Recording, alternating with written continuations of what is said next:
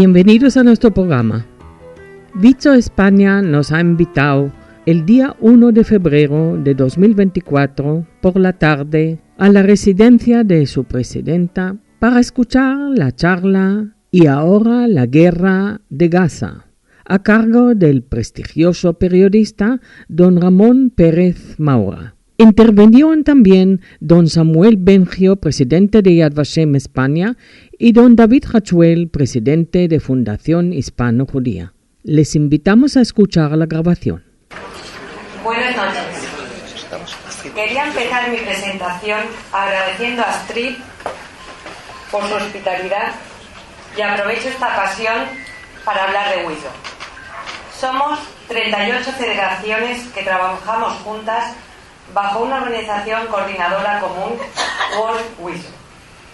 WISO es la Organización Internacional de Mujeres Sionistas que comienza su andadura en 1920 en Inglaterra, cuando Israel estaba bajo el mandato británico y un grupo de mujeres empezaron de forma filantrópica a ayudar a Israel. Desde entonces, WISO se ha convertido en una de las ONG más importantes del país. Se empezó con centros de asistencia médica para mujeres y niños, con centros educativos, y fue pionera en crear centros para mujeres y niños maltratados. Actualmente cuenta con 177 guarderías, con 15.000 alumnos desde el norte al sur del país y 5 aldeas juveniles que albergan entre 10.000 y 15.000 jóvenes a diario. Además, tiene un gran interés con el bienestar social desde niños a adultos, entre los que se encuentran supervivientes de la Shoah. Cabe destacar el compromiso de WISO mundial con 20.000 voluntarios que trabajan en la organización. A día de hoy, desde el mismo 7 de octubre, la labor de WISO en medio de esta terrible guerra ha sido asumir desde el primer momento la entrega absoluta de la siguiente manera: brindando asistencia y albergando desde sus 45 centros productos de primera necesidad como medicamentos, alimentos y ropa para todas las personas que fueron desplazadas de sus hogares. Se creó una campaña de emergencia a nivel mundial con proyectos de asistencias a mujeres y niños cuyos maridos fueron enviados al frente o como reservistas, ayudando con alimentos y apoyo telefónico y psicológico. Sin olvidar que WISO sigue con su apoyo a mujeres y niños maltratados que no tienen a dónde ir, continuando con el programa de terapias para que puedan seguir adelante. Lo más importante para WISO es el compromiso constante con la sociedad israelí. Nuestro deseo de que los rehenes regresen a sus casas y la paz en nuestra tierra. Muchas gracias. Amén.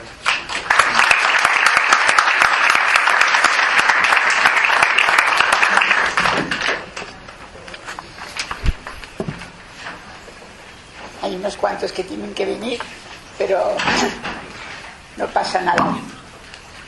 Buenas noches. Bienvenidos todos. Con el permiso de Rav Moshe, gran rabino de España, compañeras de WISO, presidentes de diversas organizaciones y sobre todo, queridos amigos. Es para mí un orgullo veros aquí y presentaros a nuestros ilustres ponentes. Don Samuel Bengio, presidente de Yad Vashem, que nos ofreció la semana pasada una excelente conferencia con doña Flor Hassan, vicealcaldesa de Jerusalén, y don David Hachuel, presidente de la Fundación Hispano-Judía. Enhorabuena por la realización y aprobación de la construcción de nuestro museo. Grandes amigos, Miguel es como mi hijo, David es como otro hijo, puesto que se crió con mi hijo. Buenas noches, don Ramón Pérez Maura. Es un gran honor para mí recibiros a los tres. La idea de reuniros hoy aquí es expresaros mi gratitud por el apoyo incondicional al judaísmo y a Israel. Lo que aconteció el 7 de octubre fue un tsunami emocional para repetir palabras de mi presidenta. La vida nos cambió a todos, los judíos. La crueldad de los acontecimientos ocurridos en ese momento son para todos nosotros inexplicables, y por eso encima de la mente de cualquier ser humano nadie se esperaba que ocurriese tal dimensión de desgracia, tantos altos actos de crueldad y el terrible sentimiento de vivir al no tener noticias sobre las personas que aún siguen secuestradas. Al mismo tiempo se declara una ola mundial de antisemitismo. Queridos amigos, somos nosotros los judíos, nos enfrentamos ahora en una doble guerra, una en Israel y la otra en el mundo entero. Mi querido Ramón, esto va por ti. Justo el día 10 de octubre publicaste un artículo, Yo también soy judío. En ese momento comprendí tu gran sentimiento de justicia, que es la cualidad que más admiro en las personas y que es la base de nuestra religión. Gracias por estar hoy aquí. Es por esta razón que quiero a todos expresaros hoy mi infinita gratitud por el apoyo incondicional que nos estáis demostrando.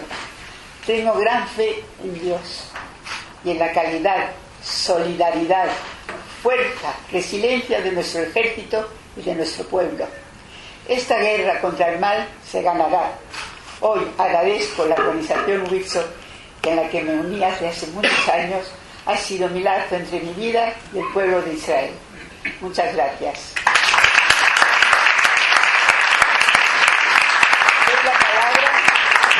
Cedo la palabra a los ponentes. Buenas tardes, muchas gracias, Astrid. Buenas tardes a todos. Sí, gracias. Ramón, encantado de conocerte en persona. Gracias, Astrid, por organizar esta reunión. David, mi amigo, con el cual comparto convicciones y riesgos. Gracias a todos por estar aquí. Y ahora la guerra de Gaza. Esta charla la proyectó Astrid a mediados de noviembre, es decir, 30 días después de los acontecimientos monstruosos que tuvieron lugar el 7 de octubre en Israel. Hoy llevamos 113 días, casi 4 meses, y no sabemos cuándo terminará. ¿Quién lo hubiera imaginado? Empecé a preparar mi introducción sobre don Ramón de manera tradicional. Después de haber escrito un par de páginas, decidí tirar todo y volver a plantearme el problema. Como hombre de este primer cuarto del siglo XXI, pensé que todos habremos consultado Internet para saber quién es don Ramón. No tiene sentido que pase tiempo leyendo un largo currículum que todo el mundo habrá leído. Leí lo que encontré en Internet y me pareció bien. Lo trasladaré dentro de un momento. Luego pedí a ChatGPT que me escribiera la presentación. Imprimí un folio sobre don Ramón y sus logros. Después de leerlo, pensé que no podía pecar de frivolidad en casa de mi suegra y ante vosotros. También destruí esa presentación. Y traté de pensar, cosa que habréis podido notar, me tomó cierto tiempo llegar a ello con tanto recurso digital. Hoy tengo la oportunidad de estar ante uno de los periodistas más prestigiosos de España. Algo voy a aprender sobre la situación actual. Me estaba confundiendo el acceso a tantas fuentes de información. La problemática, y ahora la guerra de Gaza, que vamos a tratar hoy, requiere que consideremos dos dimensiones. Una primera de tipo conceptual, ¿dónde está la verdad? Una segunda de tipo puramente factual, ¿cuáles son los hechos precisos que componen la verdad? Me explico. Todos hemos podido notar el peso específico que tienen las redes sociales en nuestra realidad cotidiana. No solo saben todo de nosotros, también dicen todo lo que uno quiere que digan. De allí esa insatisfacción permanente que sentimos en cuanto a la noticia y nuestra búsqueda permanente de más noticia, sin nunca tener la certeza de leer algo veraz y coherente con la realidad que suponemos conocer. Es muy probable que el mundo al cual pensamos pertenecer ya no existe. Buscamos la verdad en fuentes donde ya no está la verdad. Lo que hoy es A, mañana se transforma en B, aunque B sea lo contrario de A. El líder ya no existe, obedece a otro líder mayor que él, el de sus bases, y las bases son manipulables. El mundo de hoy contiene verdades fabricadas. Un ejemplo lo tenemos desgraciadamente en las violaciones del día 7 de octubre. 4 meses después empezamos apenas a hablar de ello. Los monstruos de Hamás, cuya religión prohíbe violar, autoriza violar a mujeres judías porque no pertenecen a la categoría de personas. Igual mañana son todas aquellas mujeres que ellos consideren aptas a la violación. Ninguna organización feminista o similar ha protestado. Un crimen es un crimen, pero cuando se trata de una mujer judía, deja de ser un crimen. ¿Qué objetivo perseguía Hamás? Hamás controla un territorio que es Gaza íntegramente y su autoridad es totalmente reconocida por sus habitantes. No hay problema de soberanía ni de legitimidad del poder. Hicieron elecciones y las ganaron. Tampoco Hamás puede plantearse la conquista del Estado de Israel. Es materialmente imposible. Por tanto, la respuesta es simple. Su objetivo era asesinar al mayor número de judíos de la manera más salvaje posible. Es así de simple. Esta agresión salvaje tardó exactamente 3 días en caer en manos de los antisemitas, negacionistas, supremacistas, musulmanes radicales e ignorantes, para darle la vuelta y empezar a hablar de genocidio de Israel en Gaza. La opinión pública mundial está en manos de las redes sociales. ¡Qué desgracia!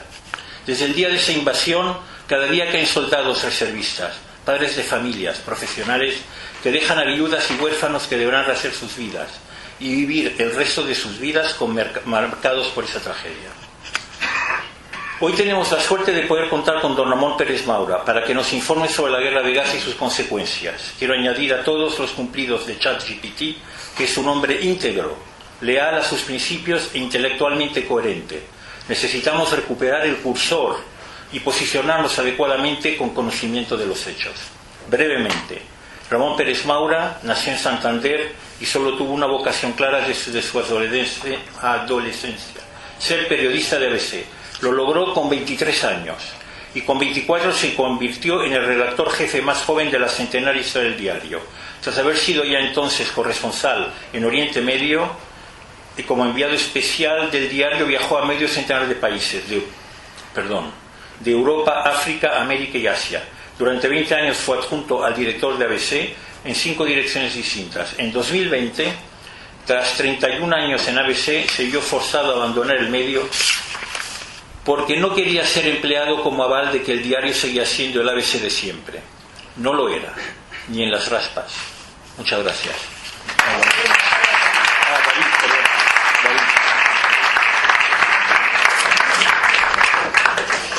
Mi querido presidente de la Fundación Hispano-Judía va a deciros unas palabras. Bueno, tu querido presidente y sobre todo, como bien has dicho, una especie de hijo más en esa familia en la que hemos tenido la suerte de crecer. Gracias por la invitación, gracias además por juntarnos a Sam y a mí. Nosotros tenemos una historia magnífica de años en el liderazgo comunitario y para mí los 9 años que serví en la comunidad, 3 como vicepresidente bajo Sam y los 6 que tuve después la suerte de liderar la comunidad, fue una experiencia vital maravillosa. Aprendí mucho, di mucho de mí y aprendí sobre todo de ti. Por lo tanto, realmente siempre es un privilegio de volver a ver a Sam en un acto así.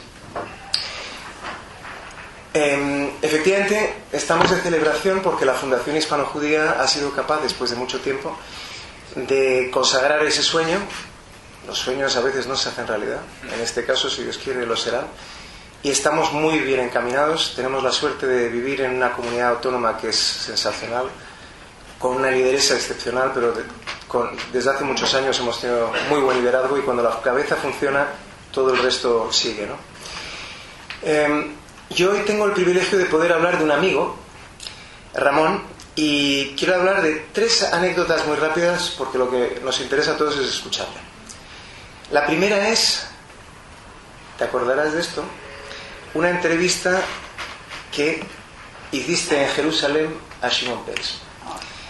Y bueno, la organizamos entre él y yo, fue todo un poco al último segundo y tuvimos mucha suerte porque gracias a Dios nada se torció en el camino, pero lo más importante es que Ramón dio realmente una entrevista, consiguió una entrevista potente en lo humano, magnífica en enseñar la sabiduría de lo que era una especie de rey sabio de Israel.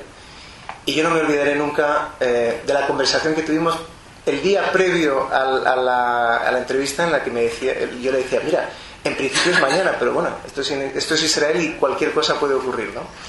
Por lo tanto, esa lealtad que tú ya enseñaste tomando el riesgo, antes hablaba Sam del tema de tomar riesgos, pues claramente lo tomaste, fuiste a Israel y sacaste posiblemente la mejor entrevista que se ha hecho jamás a un líder israelí. Y esto fue Ramón. La segunda anécdota que quiero contar es hace unos años, en el 2016 creo que fue. Un grupo de amigos decidimos ir a Auschwitz, cosa que hicimos, por cierto, la semana pasada también. Y llamé a mi amigo Ramón y le dije, mira Ramón, vamos a ir unos cuantos amigos. Me dice, ¿puedo ir también? Y ir a Auschwitz no es algo fácil, no es algo simple. Pero el ejercicio de memoria es fundamental para todos. Y no solo estuvo con nosotros, compartimos momentos profundos y no fáciles, pero el artículo que escribió también a la vuelta fue algo sensacional, hablando de la obligación de recordar, que es lo que estamos haciendo. Y cosa que hicimos la semana pasada en un acto en Cracovia, en el que hablábamos de nunca más es hoy. Y eso es el segundo mensaje que quería pasar, que también Ramón cree en ese nunca más es hoy. Y el tercero, voy a ir a una anécdota un poco más personal, que además compartimos con Astrid. En esta casa tan especial, que es un ejemplo de hospitalidad, ¿cuántas veces hemos estado rodeados de una familia muy especial, muy querida, que son los búlgaros, los Sajonia-Coburgo? Y debo decir que cuando Kardam, que en paz descanse, tuvo un accidente terrible y se quedó tetrapléjico durante muchos años, éramos muy pocos los amigos que le veíamos a diario. Y debo decir que Ramón y yo coincidimos infinidades de veces, y no siempre era siempre, porque el ver a un amigo que se va apagando es algo muy duro.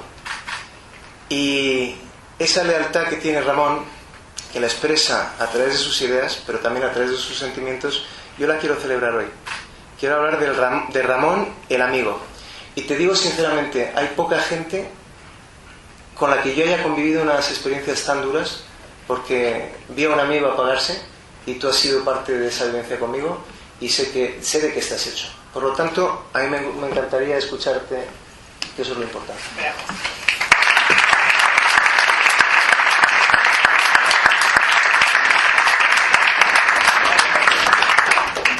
Yo prefiero hablar de mí.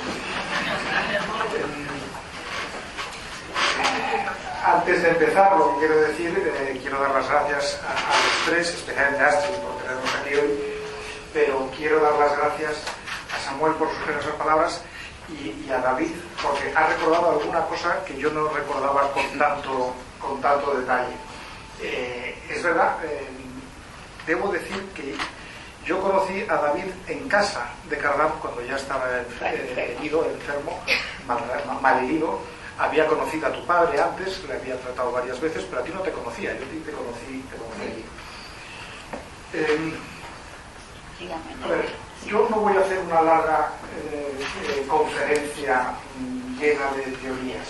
Voy a intentar exponer unos cuantos hechos y reflexionar sobre ellos. La mayoría de los hechos son perfectamente conocidos. Agradezco mucho la referencia que ha hecho Astrid al artículo que escribí el 10 de octubre. Yo también soy judío. Era una declaración de principios ante lo que había vivido el pueblo de Israel el 7 de octubre. Yo no soy judío, soy católico, apostólico y romano, que estoy muy orgulloso de ello, pero hay momentos en los que uno tiene la obligación de solidarizarse con quien está pasando una tragedia como la que ha pasado y está pasando todavía Israel. Yo estuve con mi mujer y mis hijos hace un año en Jerusalén. Pasamos la noche vieja en Jerusalén. Aproveché para visitar los santos lugares. Yo estoy orgulloso de ser caballero de la Orden del Santo Sepulcro, comendador, y uno de los lugares a los que fuimos fue a Belén. Belén, cuando las autoridades israelíes se retiraron en 1995, tenía un 80% de su población que era cristiana. El año pasado, cuando yo estuve, me dijeron que tiene un 12%. Los cristianos tendemos a sentir una solidaridad natural, yo la siento desde luego, con los cristianos palestinos, que en su inmensa mayoría de sus particularidades son árabes. Pero una cosa es solidarizarte con ellos y otra cosa es equivocarte respecto a de dónde vienen sus problemas. Y eso es algo que yo he intentado a lo largo de estos años poner en valor, y lo sigo haciendo muchas veces, por cierto, con incomprensión de mis hermanos de hábito del Santo Sepulcro. Pero ese no es el tema principal del que yo quería hablar. Quiero mencionar varias cosas para que reflexionemos sobre ello. Yo considero a Israel la cabeza de puente de Occidente en Oriente Medio. Israel es la única democracia de la región y es el único Estado de Derecho equiparable. Una dictadura es un Estado de Derecho también. El derecho puede ser el derecho equivocado, pero también es un Estado de Derecho. Pero un Estado de Derecho equiparable con las democracias occidentales. Por eso es tan fundamental que entendamos donde creo yo que debe de estar nuestra solidaridad, y como todos sabemos, desgraciadamente, eso no es lo que ocurre en este momento. Esta guerra, esta campaña que estamos viviendo es una tragedia, eso es evidente. Traer muerte es una desgracia. A mí me pone muy nervioso oír casi todos los días que la actuación del ejército de Israel y las fuerzas de defensa de Israel es desproporcionada. ¿Comparado con qué? ¿Desproporcionada comparado con qué? La cifra más o menos comúnmente aceptada de muertos el 7 de octubre fue terrible, fue 1.400 personas. Pero 1.400 personas en proporción a la población del Estado de Israel significaría que el 11S en Nueva York y Washington, en proporción, haciendo la regla de tres, en proporción a la población de Estados Unidos, en lugar de 2.996 personas, que es la cifra oficial de muertos del 11S, hubo muerto 50.000. Esa es la proporción. Y creo que todos sabemos la reacción, a mi modo de ver, absolutamente legítima que tuvo Estados Unidos. No sé qué es más proporcional, si lo que hizo Estados Unidos o lo que está haciendo Israel en este momento, pero desde luego entonces, afortunadamente, el gobierno español se alió firmemente con Estados Unidos, a diferencia de lo que estamos viendo hoy. Esa respuesta que ha tenido, que está teniendo Israel, es inevitable. A ti te están intentando arrasar, tienes que defenderte. Pero es que además, los que hicieron esa barbarie el 7 de octubre sabían que esta respuesta iba a ocurrir. Esto no les ha pillado por sorpresa, lo sabían perfectamente y lo estaban buscando, porque esto demuestra lo mucho que quieren a la gente que está bajo su bota en Gaza.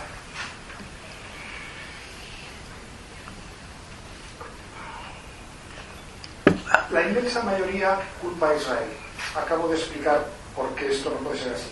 Pero en toda guerra creo que es muy importante recordar quién fue el primero que disparó. Luego se podrá justificar más o menos, yo no sé cómo se justifica el violar a las mujeres, el decapitar a los niños, en fin. Empezamos por ahí, luego estamos donde estamos. Y una de las cosas sobre las que tenemos que reflexionar, creo, es que quien está detrás de esto, de verdad, y antes hemos hecho alguna pregunta al respecto, yo tengo una respuesta que no hemos mencionado hasta ahora. Quien más interés tenía en que esto se desatara era Irán. Todos sabemos que a lo largo de los últimos años una de las políticas, una parte fundamental de la política exterior del Estado de Israel ha sido el establecer relaciones diplomáticas con una serie de países árabes y sobre todo del Golfo, con los que nunca había tenido relaciones. Y además esa política indirectamente la había acelerado Irán. Irán consiguió algo que hace 20 años nos hubiera parecido absolutamente imposible, que es que Arabia Saudí e Israel se sentaran a hablar. Eso es un mérito no pretendido, no buscado, pero realmente es un resultado de las políticas de Irán en la región. En un momento en que esas conversaciones estaban muy avanzadas, ellos tenían que romperlas de alguna manera, y la mejor forma era hacer esta barbarie que iba a desatar inevitablemente una respuesta del Estado de Israel, y a partir de ahí era muy difícil en ese momento poder continuar, porque para Arabia Saudí, ante el resto de los árabes, por cierto, que demuestran poca solidaridad con los palestinos. Yo no veo nunca que haya ningún país árabe que acoja a refugiados y refugiados de los que lo están pasando tan mal. Eso, todavía estoy deseando que en alguna de estas televisiones me enseñen una imagen de ello. Hemos oído hablar mucho en los últimos días de la Agencia de Naciones Unidas para los Refugiados en Palestina, la UNRWA. Este es uno de los grandes chiringuitos que se montan en torno a las Naciones Unidas y del que hemos aprendido muchas cosas últimamente, entre otras cosas porque la propia agencia se ha visto obligada a apartar a trabajadores suyos en Gaza, que hay fuertes indicios, y ellos lo han reconocido, de que estuvieron implicados en los ataques del 7 de octubre. Por cierto, el Consejo de Ministros de ayer en España se nombró director general del Ministerio de Investigación, ¿cómo se llama? La Luciana, que eso no ha... Bueno, el Ministerio de Ciencia, perdón, el Ministerio de Ciencia al tesorero de la UNRWA en España. Una casualidad, claro. Nada menos que la UNRWA, las cifras de la ayuda que recibe Gaza. Gaza de la UNRWA recibe todos los años 120 millones de euros. Gaza recibe de la Unión Europea 50 millones de euros. Gaza recibe de Qatar 30 millones de euros. Y de Estados Unidos otros 30. 120 millones de euros al año de fuentes que conocemos. Habrá otros que no conozcamos, supongo. En 19 años o 20 años desde que Hamás ganó unas elecciones y nunca más convocó ninguna, claro. No vaya a ser que no la gane. En estos 19 años, a 120 millones al año, más o menos, no han sido capaces de construir un generador de electricidad. No hay ni uno. No han sido capaces de construir o fabricar una depuradora de agua. Ninguna. Tienen que recibir todo del otro lado de la frontera, de Israel. Yo no conozco en la historia de la humanidad ningún otro pueblo que haya lanzado un ataque contra quien le provee de agua y de luz, de electricidad. Es un caso único. ¿Pero por qué pueden hacer esto? ¿Por qué se pueden permitir hacer esto? Porque saben que hay una doble moral que tiene un ojo puesto permanentemente en el Estado de Israel y que le obliga a hacer cosas tan inverosímiles como arrasar, y le obliga a hacer cosas tan inverosímiles como a seguir ayudando a quien te intenta arrasar, a quien hace un genocidio rápido de 24 horas o 48 horas en tu territorio. Esos dineros, esa inmensa fortuna, se ha gastado en hacer una red de túneles que algunos de ellos parecen autopistas por dentro, porque se pueden incluso cruzar coches en esos túneles. Ahí están refugiados muchos gazatíes en este momento, ahí están secuestrados probablemente la mayoría, no sabemos cuántos de los secuestrados siguen vivos, desgraciadamente, pero probablemente están ahí. Y en este momento, en algunas de las zonas, parece ser que Israel está intentando forzar la salida de esas personas metiendo agua. El agua no entra como una cascada, el agua va entrando y da tiempo a quien está a salirse sin ahogarse. Ahora, si no te sales, pues pasa lo que pasa, ¿no? Otro factor que no quiero olvidar, desencadenante de la guerra de Gaza, del conflicto que estamos viviendo, siempre hay que preguntarse a quién le beneficia que esto esté ocurriendo en este momento.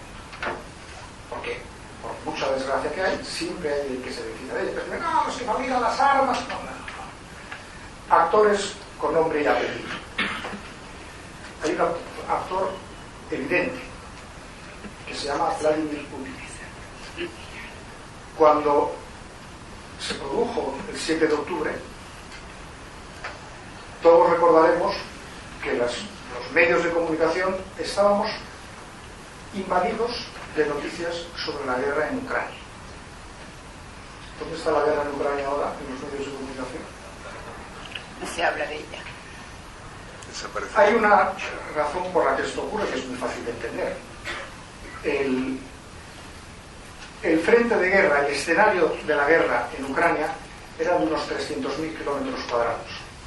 Para un medio de comunicación ir a cubrir un territorio tan inmenso donde nunca sabes dónde se va a producir un ataque, dónde va a haber un bombardeo, donde puedes grabar. Un reportero gráfico que va a una guerra y no graba combates, no graba bombardeos, no graba muertos, pues perdón, está perdiendo el tiempo. Le pagan para ir a contar la tragedia que está ocurriendo.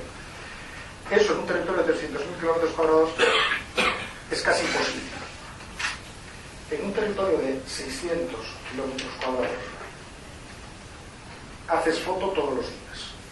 Casi te pones al otro lado de la frontera, pones unas cámaras y empiezas a grabar proyectiles volando.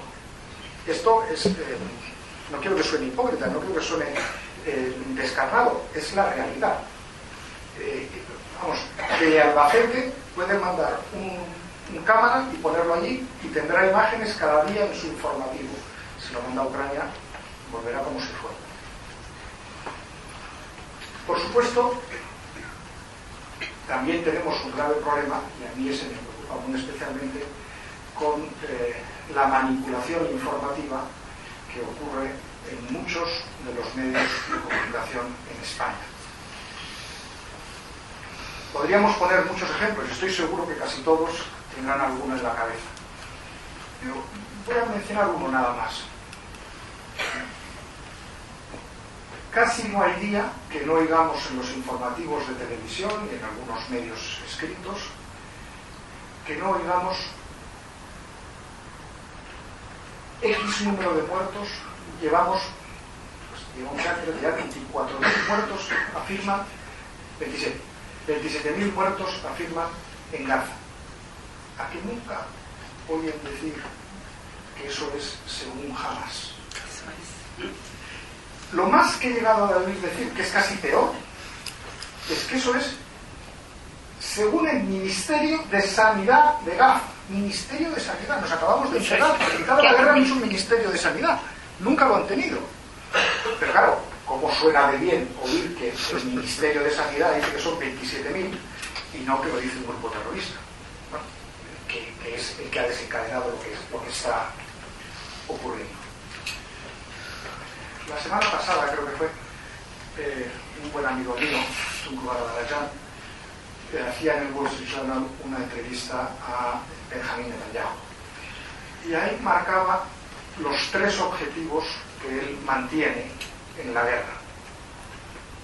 El primero, el más importante, pero que tiene que ir complementado con los otros 2, es la destrucción de Hamas. Si no acabamos con la destrucción de Hamas, volveremos antes o después a donde estábamos.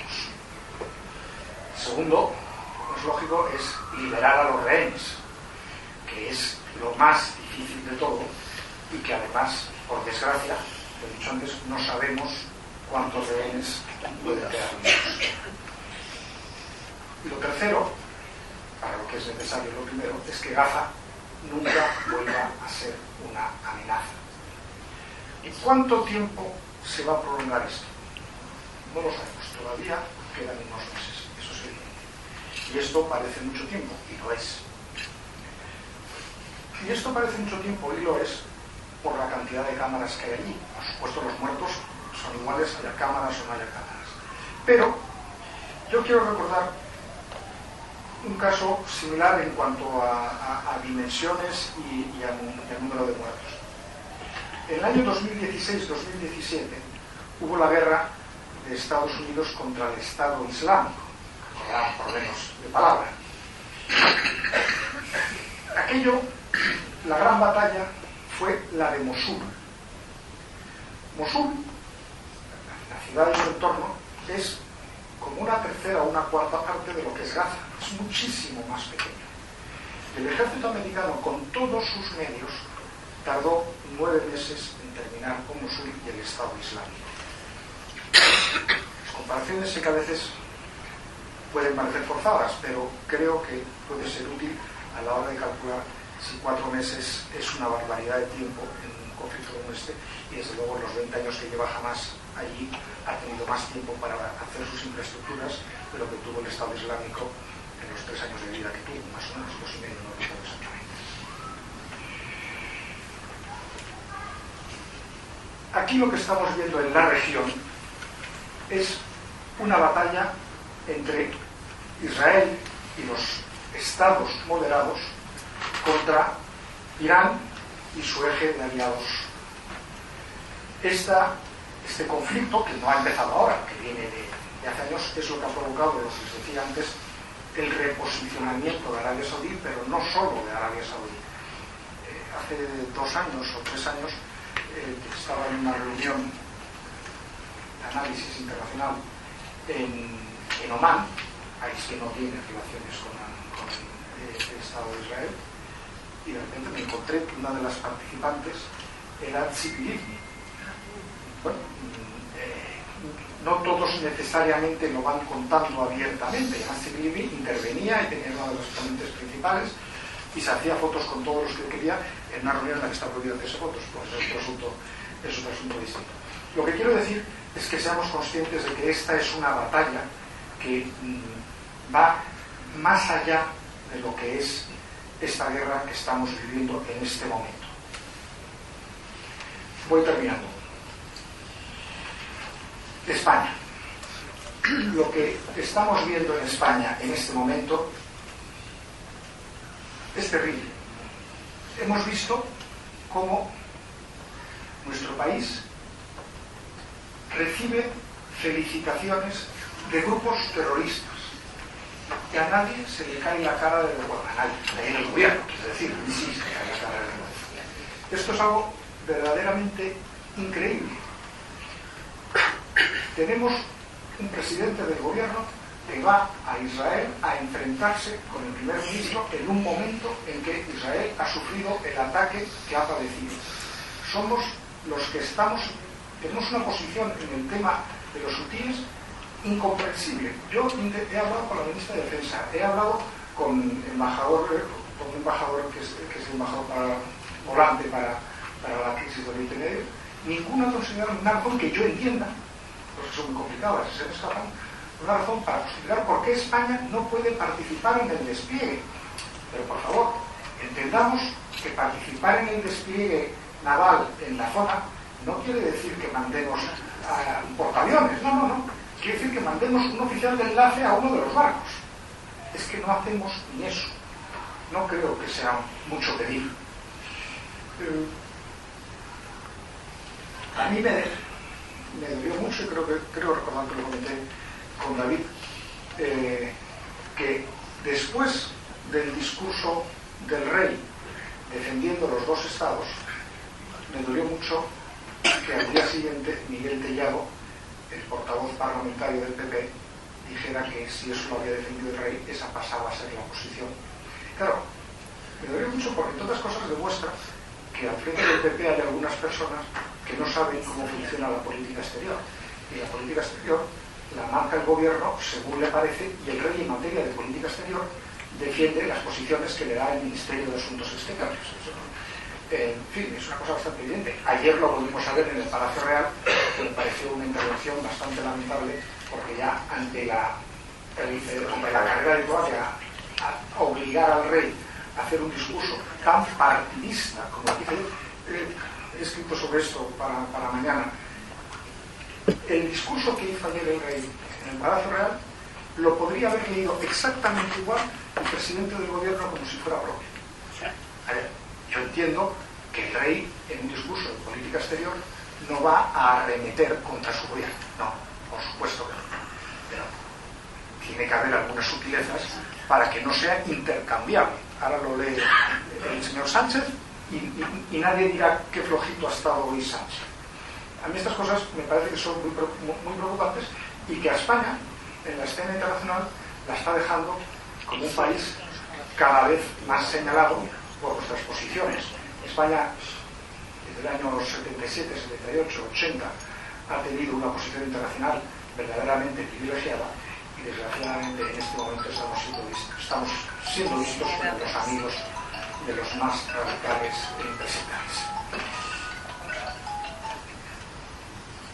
Y ahora sí, termino. Quiero decir una cosa más, nada más.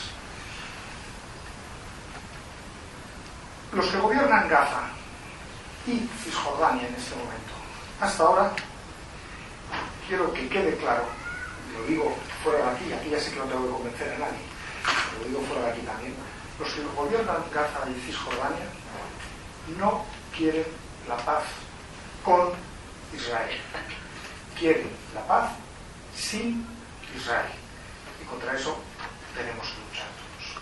Muchas gracias.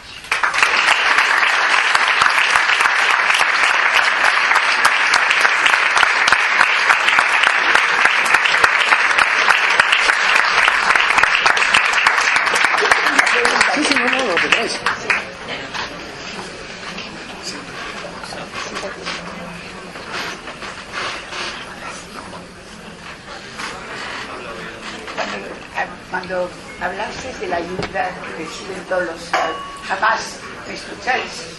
¿Se escucha bien? Sí, sí, sí. Cuando mencionaste la ayuda enorme que reciben los Hamas, ¿no hablaste de la ayuda que el presidente Biden dio hace 3 años en Irán? Sí. Yo creo que es muy, muy grave y significativa. Quiero que... Sí. Bueno, a mí una de las... he hablado del papel, he mencionado de pasada el papel de Israel, perdón, de Irán en este conflicto, y Estados Unidos, creo que cada vez más gente se da cuenta de los graves errores que ha cometido en Irán y en el apoyo a Irán en el programa nuclear. En fin, todo ello es un error constante. Eso empezó con Obama, pero lo ha continuado Biden. Lo interrumpió Donald Trump, que recordemos que bajo la presidencia de Donald Trump es el momento en que más se han ordenado y arreglado las cosas en la región. Gustará más o menos, yo no estoy hablando, hay muchas cosas de Trump que no me gustan nada, pero lo que no se puede discutir es que él, que es lo menos diplomático que conozco, ha conseguido más que la diplomacia norteamericana en 60 o 70 años. Bueno, pues a lo mejor hay que pensar por qué ha ocurrido eso, porque desde luego tenía claro que el problema estaba en Irán, no en otro sitio. Muchas gracias. ¿Alguien más? ¿Puedo responder a alguien si queréis? David.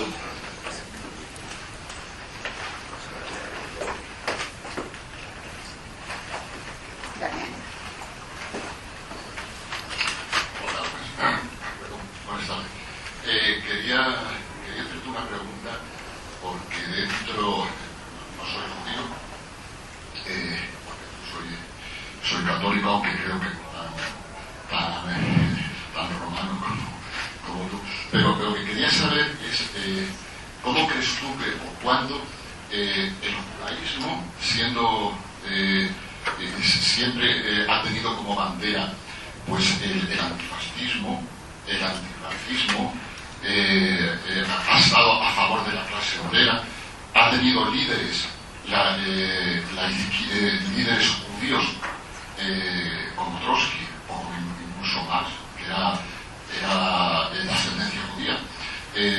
ha habido una serie de hechos que podían haber estado la izquierda internacional y la izquierda en España a favor del judaísmo.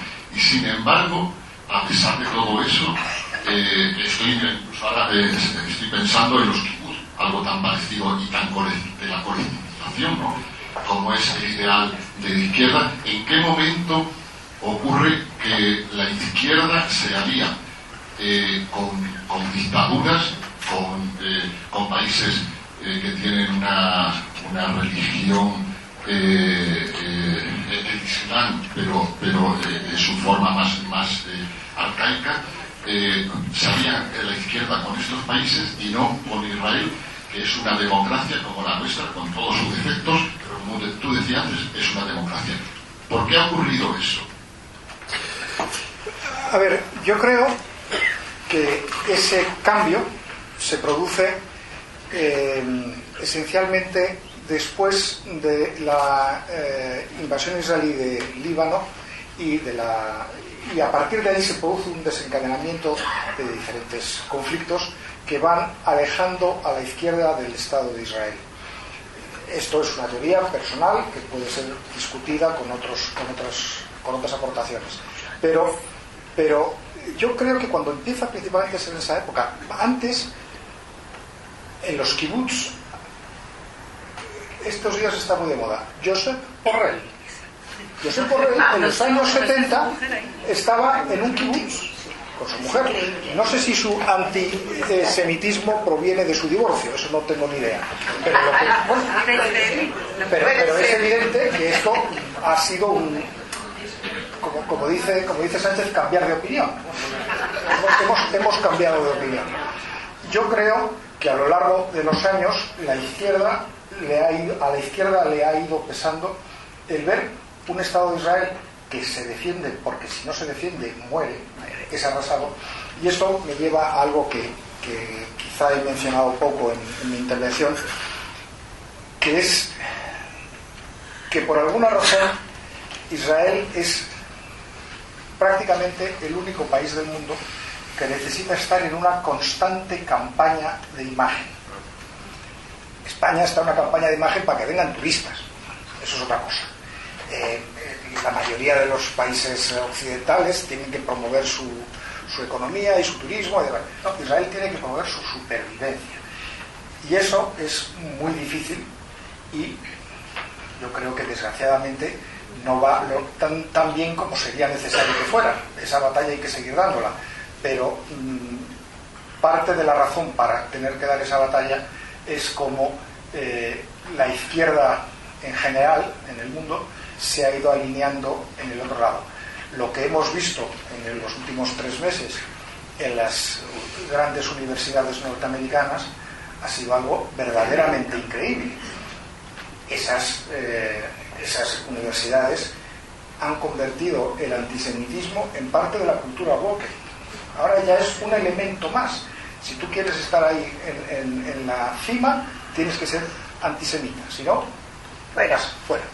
Bueno, pues ese es un problema real y yo creo, insisto, que viene de esa época y de cuando la izquierda decidió que no iba a ayudar a sobrevivir a un Estado que estaba bajo asedio permanente. Claro. Yo, aunque nadie me ha pedido mi opinión, pero la quiero dar 2 segundos. Primero, yo creo que la izquierda, no se me oye muy bien, la izquierda se quedó huérfana por muchos motivos, empezando con lo que ha sido la calamidad de lo que ha sido la Unión Soviética y lo que ha representado ese mundo totalitario, y desafortunadamente en esa orfandad se ha ido acercando a otras ideas totalitarias. Por eso hoy existen esas confluencias entre la izquierda y, cuanto más radical, más claro, y el Islam. Porque desafortunadamente el Islam requiere de una reforma también. Y hay que decir las cosas con mucha claridad. Yo creo que cuando has mencionado Estados Unidos y lo que está ocurriendo, que es algo gravísimo, tú no te puedes enfrentar con Estados Unidos frente a frente, porque durarás 3 segundos, porque es la potencia más importante, más más fuerte que ha habido en la historia de la humanidad. Ahora bien, la puedes comer por dentro. Es decir, no es accidental que el movimiento woke marxista haya crecido tanto en estos años en Estados Unidos.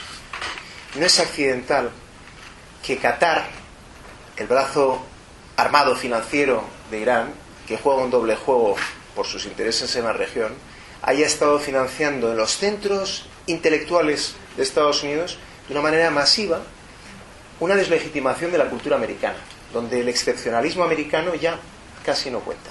Y no es casualidad tampoco que el brazo terrorista de Irán por excelencia, que es Hezbollah, sea tan activo en Iberoamérica, especialmente en la Triple Frontera, donde de manera constante se distribuye droga hacia Estados Unidos. El fentanilo es el mayor ejemplo. El mayor ejemplo. Porque es una droga barata, de una potencia bestial, que está destrozando a Estados Unidos por dentro. Entonces, todo esto no es casual. Y desafortunadamente la izquierda de antaño ya no existe. Está totalmente secuestrada por oportunistas, por personas que cambian de discurso y tienen ocurrencias y que no dimite nadie. Esa es la nueva manera que hay hoy en día de gobernar, que es una cosa que sorprende, ¿no? Ahora, el problema está también en la oposición. La oposición no es capaz de entender las reglas de juego para llegar al poder. Y falta que los países queden muy destrozados. Milei es un buen ejemplo de ello, hasta que el pueblo dice, oye, vamos a intentar otra vez. Entonces, esperemos que no lleguemos a eso aquí en España. Eso es el único comentario que yo quería hacer. Totalmente de acuerdo. No puedo añadir nada.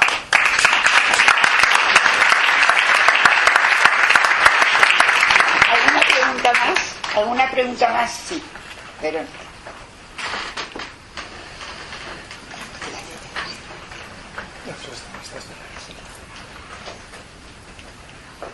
agradecer a todos porque de las consideraciones en el tablero geopolítico dan mucho de sí, hay muchas opiniones, izquierdas, derechas. A mí lo que me preocupa es que eso es un polvorín, que Israel no está luchando ni por fronteras ni por tierra, porque sus aliados naturales están luchando contra una ideología y sus aliados naturales, en vez de defenderlo, lo que están haciendo es atacarlo, y no es por fronteras, ni por dinero, ni por genocidio, es simplemente por antisemitismo. Yo creo que ese es el problema radical, que a lo largo de la historia no hemos podido, no hemos sabido, no lo puedo entender por qué en ningún momento de la historia se ha reconocido lo mucho que ha hecho el pueblo judío, lo bien que se ha integrado. Yo soy una persona cuya familia vivía en Egipto, como has dicho tú, 850.000 que nos echaron, nadie nos ayudó, la agencia judía nos dio un préstamo de honor y no hubo nadie que se ocupó de nosotros, no dijimos nada y el mundo nos olvidó.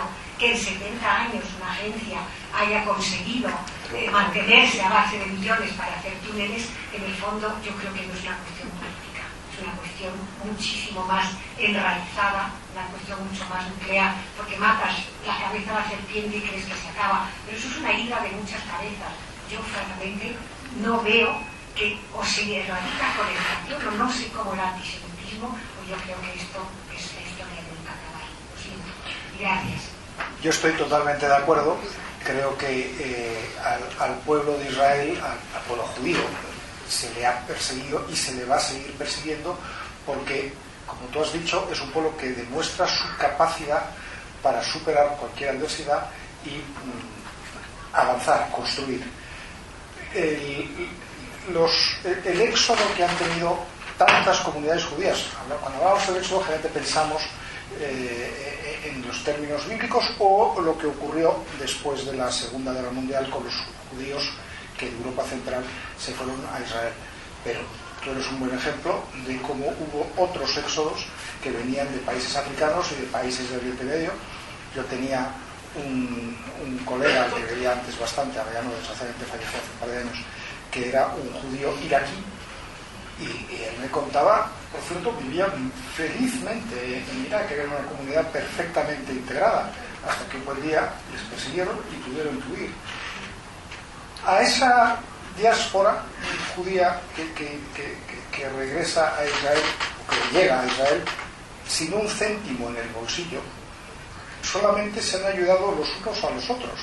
La UNRWA, no ha existido nunca una UNRWA para ayudar a los judíos. La ONU jamás ha movido un dedo para ayudar a los judíos que llegan al Estado de Israel.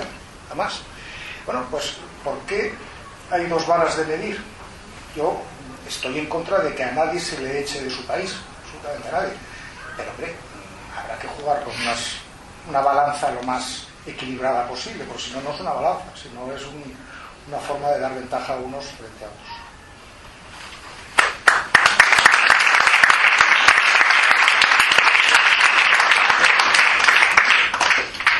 Gracias, Ramón. A ti. Fue un placer escucharte, tan interesante, y espero seguir leyéndote más una vez y otra vez, sobre todo sobre nosotros. Bien, te agradezco con todo mi corazón, y en nombre de todos los amigos que están aquí con nosotros.